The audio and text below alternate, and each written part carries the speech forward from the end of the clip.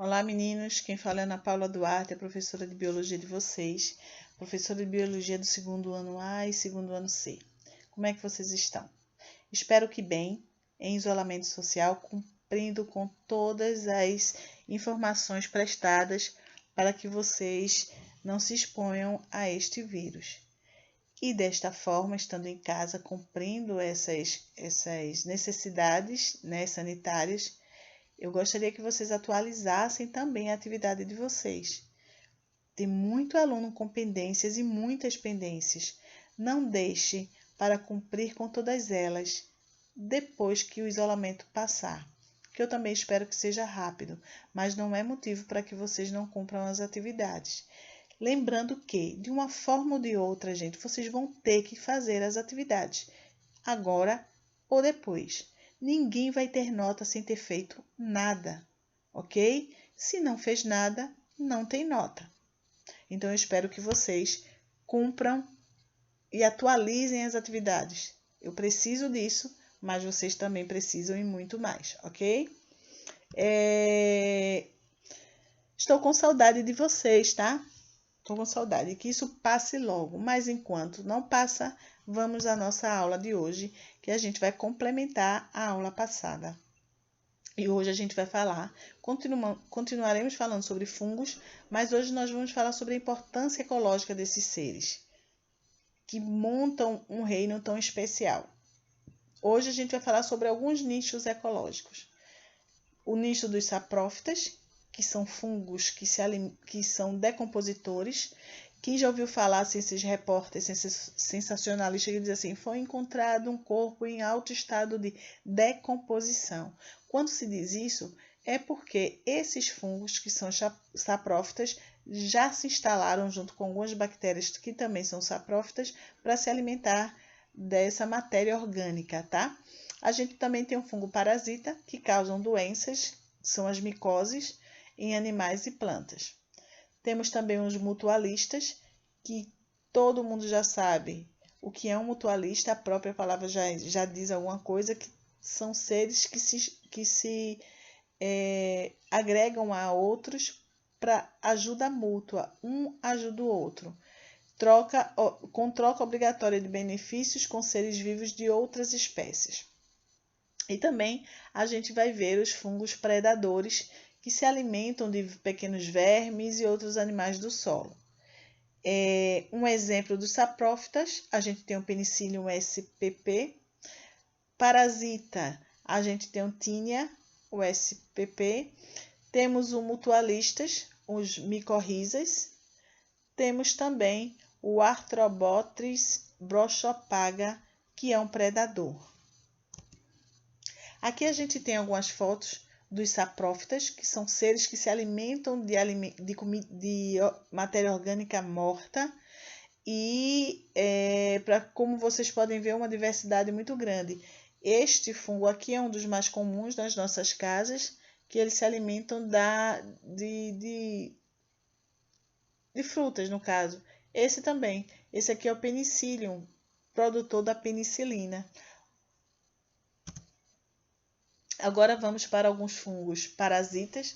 O que vocês estão vendo aqui, essas bolinhas, são bolinhas de fungos que estão instaladas nessa planta e, além de sobreviver dela, ela ainda a prejudica, por isso que a gente chama que é um parasita. Aqui a gente tem uma cauda de um peixe e aqui a gente vê estabelecida um fungo também nesse animal, o Saprolignia parasitica. Aqui a gente vê um inseto cheio do fungo, o Beauveria bassiana, que se alimenta desse pequeno inseto aqui, entre outros. Agora a gente tem as micorrizas. Existem dois tipos de micorrizas, que são as micoses, né?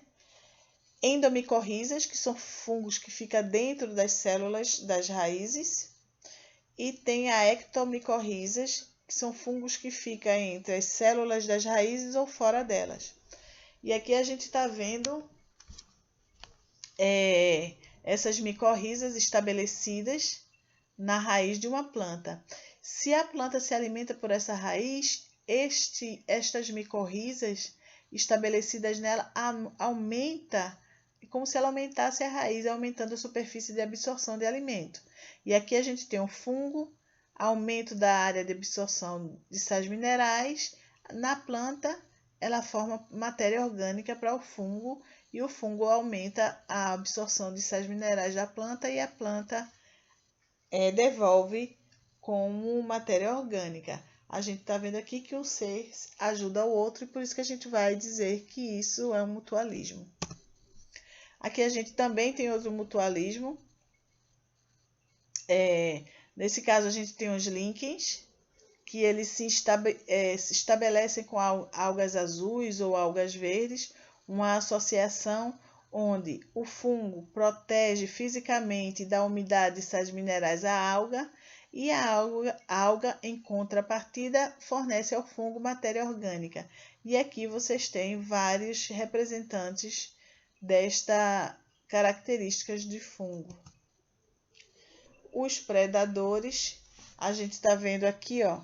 Acredito que este ser aqui pode ser um Enterobius, e a gente vê o fungo que se proliferou em cima do corpo do animal. E aqui a gente vê o parasita, e a gente vê o outro parasita, que no caso é o fungo, se alimentando dele. E aqui a gente vê algumas armadilhas desses fungos para capturar essas presas. Então, o fungo ele faz uma teia que, dependendo do fungo e dependendo do alimento que ele capturar, ele vai formar uma teia diferente. Eles se alimentam de pequenos animais e eles capturam tudo que consomem. Qual a importância econômica do fungo? Na decomposição, os fungos destroem objetos de madeira, couro, tecido e alimento. Então, eles ajudam a decompor matéria orgânica que é jogada ao solo e que o ser humano produz ou qualquer outro ser, tá? Ou até a morte dos seres também, eles decompõem a matéria orgânica. Já na alimentação, a indústria alimentícia, as leveduras para a produção de pães, bebidas e álcool, que esses produtos são derivados, né, são formados a partir dos fungos. Os decompositores, eles auxiliam na produção de queijos. Na alimentação direta, podemos nos alimentar diretamente desses seres dos fungos, que são fungos comestíveis, né, chamados cogumelos comestíveis. O morchella, temos o champignon, o shiitake e o shimeji. No metabolismo, ele também é muito importante, eles têm um metabolismo importantíssimo, porque na indústria farmacêutica, eles produzem medicamentos e antibióticos como penicilina. As micotoxinas, elas também são substâncias alucinógenas e até letais.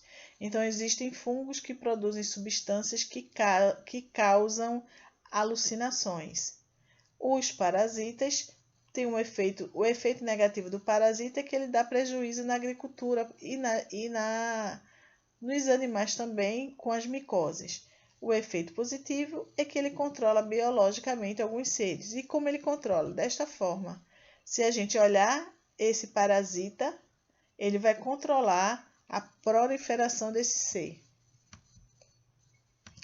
Gente, eu queria que vocês respondessem as questões do livro sobre fungos, da página 82. Enviassem para mim essas respostas, ok? E eu vou postar também alguns nomes de alguns fungos que vocês vão precisar escolher para fazer um vídeo falando sobre este fungo escolhido por vocês, tá? Por hoje é só, e na próxima aula a gente continua. Beijos, abraços, saudades a todos e, por favor, atualizem as atividades. Tchau!